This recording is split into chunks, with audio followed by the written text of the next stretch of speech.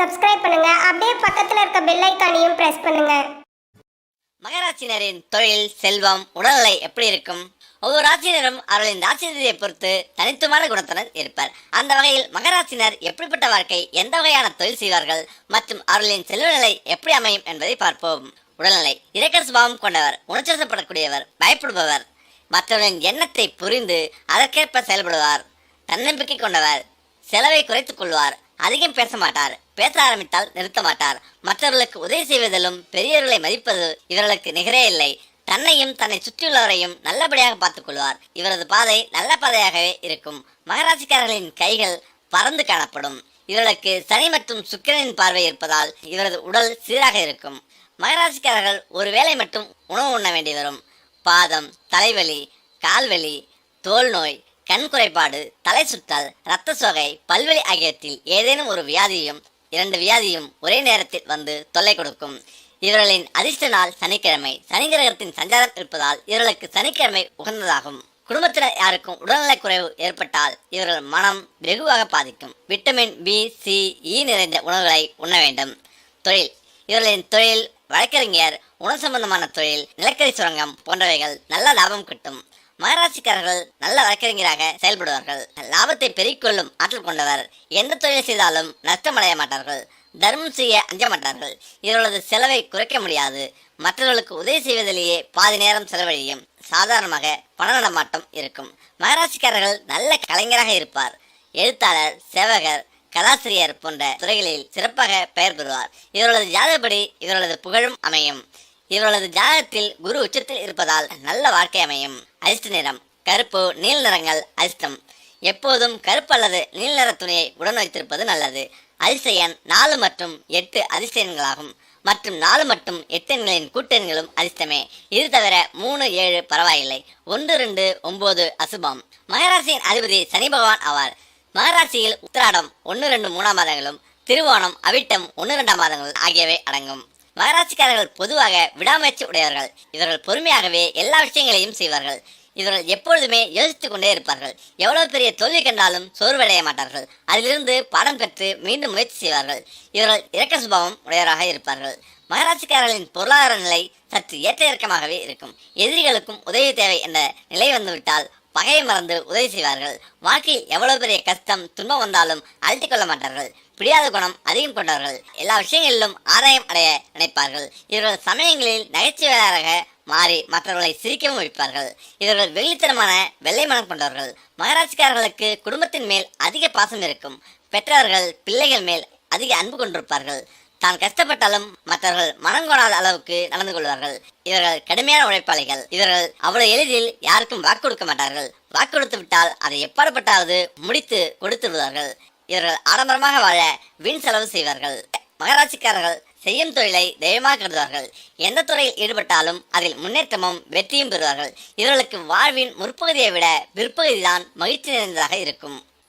உங்கள் ராசிக்கு யமதர்மராஜா கூறியுள்ள மரண ரகசியங்கள் இதுதான்.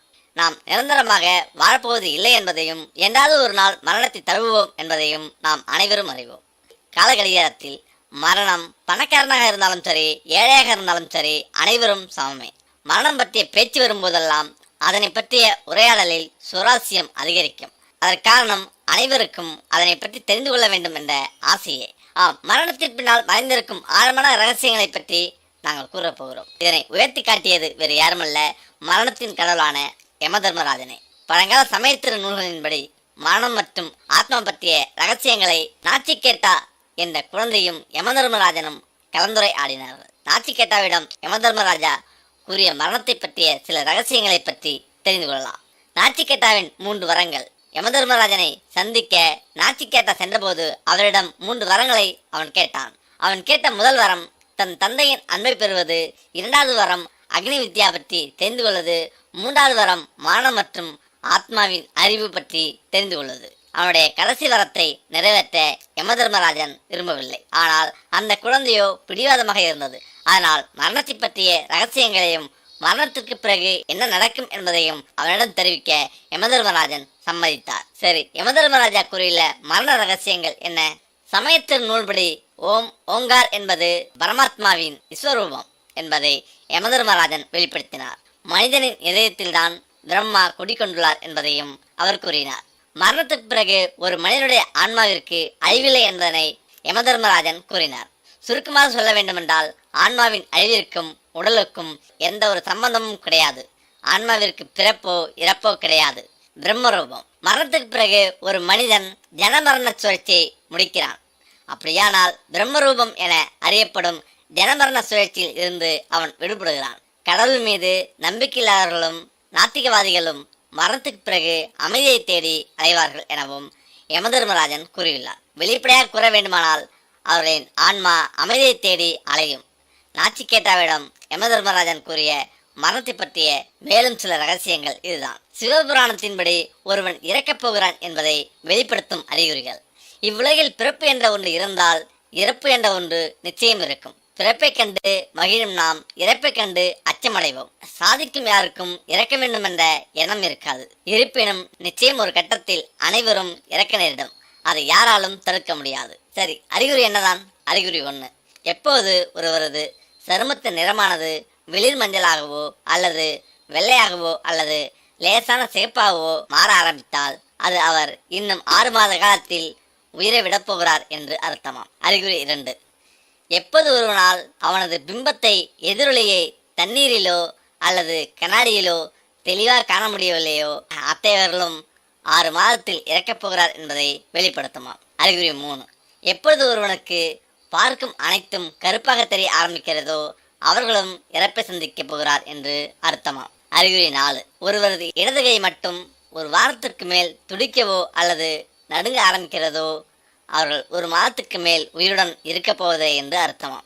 2 கைகளும் நடுங்கினால் அதற்கு மது போதையோ அல்லது நரம்பு தளர்ச்சியோ இருக்கலாம். அறிகுறி 5. ஒருவரின் உணர்ச்சி மிக்க உறுப்புகள் இறுக்கமடைந்து கல் போன்று மாறுகிறதோ அவர்களும் இன்னும் கொஞ்சம் மாதத்தில் இறக்கப் போகிறார் என்று அர்த்தமாம். அறிகுறி 6. நிலா, சூரியன் அல்லது நெருப்பின் ஒளியை சரியாக காண முடியவில்லையோ அத்தகையவர்களும் விரைவில் மரணத்தை சந்திக்கப் போகிறார் என்று அர்த்தம். அறிகுறி 7. எப்போது ஒருவரின் நாக்கு வீக்கமடைந்து ஈறுகளில் சீர்கட்ட ஆரம்பிக்கிறதோ அவர்கள் இவ்வுலகில் நீண்ட நாட்கள் வாழப்போவதில்லை என்று அர்த்தம். அறிகுறி 8. ஒருவரால் வானத்தில் உள்ள போல் நட்சத்திரங்களை காண முடியவில்லையோ அவரும் 6 மாதத்தில் இறக்கப் போகிறார் என்று அர்த்தமாம். கண் தெரியாதவர்கள் அல்ல, கண் நன்றாக தெரிந்தவர்களுக்கு இது பாரி. அறிகுறி 9. சூரியன், நிலா மற்றும் வானத்தை பார்க்கும்போது அவை சிவப்பாக தெரிய ஆரம்பித்தால் அத்தகையவர்களும் விரைவில் மரணத்தை சந்திக்கப் போகிறார் என்று அர்த்தமாம். அறிகுறி 10. ஒருவரின் கனவில் ஆந்தையோ வெற்றிடமோ அல்லது கிராமம் அழிவது போன்றோ வந்தால் அவரும் மரணத்தை நெருங்கிக் கொண்டிருக்கிறார் என்று அர்த்தமா. இது சொர்க்கம் 4 வகை இருக்கிறது. சரி, சொர்க்கம் எப்படி? இறந்த பிறகு சொர்க்கம் என்றால் ஒன்றுதானே என நினைக்கலாம். ஆனால் அங்கும் 4 வகை இருக்கிறது. சொர்க்கத்தின் வாசலில் நுழைவதை ஸ்லோக்கிய மோட்சம் என்பர். பின்னர் தெய்வம் குடியிருக்கும் வீட்டுக்குள் சென்று தெய்வத்தின் அருகில் போய் நிற்பது சமீய மோட்சம் என்பர். இதையடுத்து அந்த தெய்வத்தை கண்கொட்டாமல் பார்த்து அப்படியே உருகி அந்த தெய்வ உருவமாகவே மாறிவிடுவது சரூபிய மோட்சம். அந்த தெய்வத்துடன் ஒன்றி அதனுடன் கலந்து விடுவது சயுஜ்ய மோட்சம். இவற்றையெல்லாம் பார்க்க வேண்டுமானால் இங்கே கொஞ்சமாவது புண்ணியம் செய்ய வேண்டும். நல்லதை மட்டுமே மனதில் நினைக்க வேண்டும். சரி, மனிதன் இறந்து 36 மணி நேரத்தில் நடப்பது என்ன? மனிதன் இறந்து 36 மணி நேரத்தில் ஈருக்கள் முட்டையிடுகின்றன. உடலில் 60 மணி நேரத்தில் லாவாக்கள் தோன்றுகின்றன, அதாவது புழுக்கள் தோன்றுகின்றன. 3 நாட்களில் நகங்கள் கரண்டுவிடும். 4 நாட்களில் ஈறுகள் தொலைகின்றன. 5 நாட்களில் திரவமாய் உருகுகிறது மூளை. 6 நாட்களில் வாயுக்களால் வெடிக்கிறது வயிறு. 2 மாதங்களில் உடல் உருகி திரவமாகிறது. இறந்த பிறகு இப்படி மனிதனின் உடல் பாகங்கள் சிதைந்து போக எதற்கு இந்த தலைக்கணம், கோபம், ஆணவம், ஆடம்பரம், கொலைவெறி, கௌரவம், ஜாதி மத சண்டைகள்? மனித பிறப்பு மிக அரிய பிறப்பு. அதை வாழும் காலத்தில் அனைவரிடமும் அன்புடனும் பண்புடனும் ஆதரவோடும் நடந்து கொள்வோம். இறந்த பின் கட்ட விரல்களை கட்டுவது ஏன்? ஒருவர் மரணமடைந்தவுடன் அந்த உடலை வழக்கத்திற்காக வைப்பது, கால் கட்ட விரல்கள் ஒன்று சேர்த்து கட்டுவது போன்ற சடங்குகளை எதற்காக செய்கிறார்கள்?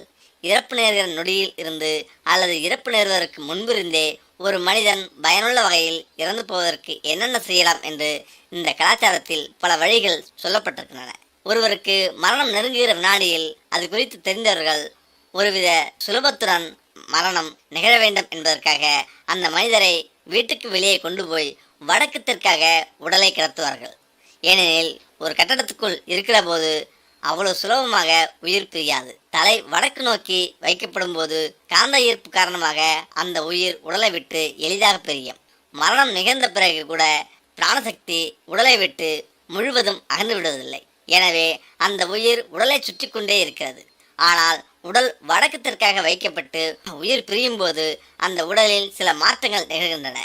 எனவே அந்த உடலை சுற்றி கொண்டு இருப்பது பயன்தராது என்று அந்த உயிருக்கு தெரிந்து விடுகிறது. மற்ற சூழ்நிலைகளில் உயிரானது தொடர்ந்து உடலுக்குள் நுழைய முயற்சிக்கும். இந்த போராட்டம் அந்த இடத்தில் ஒரு விதமான சக்தியை ஏற்படுத்தும். இது இறந்து போன மனிதருக்கும் நல்லதல்ல, வாழ்கின்றவர்களுக்கும் நல்லதல்ல. இன்னொரு முக்கிய சடங்கு இறந்த மனிதரின் 2 கால் கட்டவிரல்களும் ஒன்றாக கட்டப்படுவது. பொதுவாகவே மரணம் நிகழ்கிற போது கால்கள் அகலமாக திறந்து கொள்கிறது. அந்த நிலையில் பின்புற துவாரம் திறந்திருக்கும். எனவே பிரிந்து போன உயிர் அந்த மூலாதாரம் வழியே உள்ளே நுழைய முயலும். அது அந்த உயிருக்கும் அந்த சூழலுக்கும் நல்லதல்ல. எனவே கால் கட்டவிரல்களை கட்டுவதன் மூலம் மூலாதாரம் மூடப்படுகிறது. யோகக்கிரிகள் செய்வதற்காக நீங்கள் கால்கட்டை விரல்களை ஒன்று சேர்க்கும் போது பின்புற துவாரம் இயல்பாகவே மூடிக்கொள்ளும். இதே தான் இறந்தவர்களுக்கும் செய்கிறார்கள். எனவே உடலை கை கொள்ளலாம் என்கிற அந்த உயிரின் முயற்சி இப்போது பலிக்காது. மூலாதாரம் திறந்திருக்கும் போது அந்த உடலின் உள்ளே நுழைய வேறு சில ஆவிகளும் முயலக்கூடும். மந்திரிக பயிற்சி மேற்கொள்பவர்களும் அந்த உடலை பயன்படுத்தக்கூடும். அப்படி அந்த உடல் வேறு விதத்தில் பயன்படுத்தப்பட்டால் அது பிரிந்து சென்ற ஆன்மாவை பல விதங்களில் துன்புறுத்துவதாக இருக்கும். அதனால்தான் ஒரு மனிதர் இறந்துவிட்டார் என்று தெரிந்ததும் அவரின் கால் கட்டவர்கள் ஒன்று சேர்த்து கட்டப்படுகின்றன. மேலும் தகவலுக்கு எங்கள் சேனலை மறக்காமல் சப்ஸ்கிரைப் பண்ணுங்கள். நன்றி.